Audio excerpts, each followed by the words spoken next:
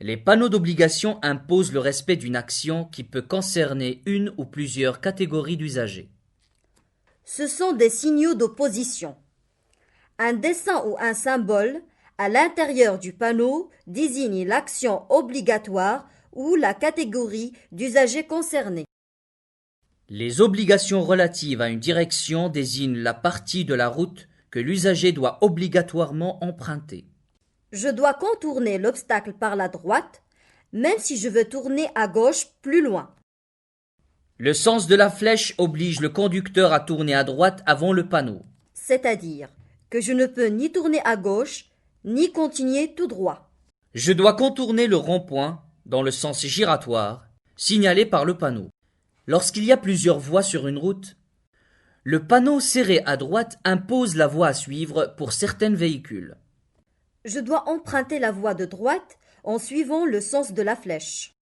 Certaines voies sont réservées et obligatoires pour une catégorie d'usagers.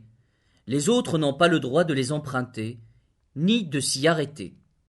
Il peut s'agir d'une piste obligatoire pour les cycles, d'une piste ou bande obligatoire pour les charrettes à bras, ou pour les véhicules à traction animale. Il peut s'agir d'un chemin que les piétons doivent obligatoirement emprunter. Les troupeaux d'animaux non attelés doivent emprunter obligatoirement la piste qui leur est destinée. Enfin, ce panneau signale un chemin obligatoire pour les cavaliers.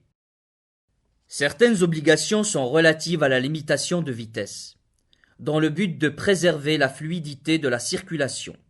Sur la chaussée où est implanté ce panneau, je ne dois pas rouler à une vitesse inférieure à la vitesse indiquée. C'est-à-dire que je peux rouler à 30 ou à plus de 30 km/h. La fin d'une obligation est signalée par un panneau en forme circulaire à fond bleu. Le symbole présentant l'objet de l'obligation est barré d'une bande rouge. À partir de ce panneau, je peux rouler à moins de 30 km/h, sans tenir compte de la vitesse minimale précédemment imposée.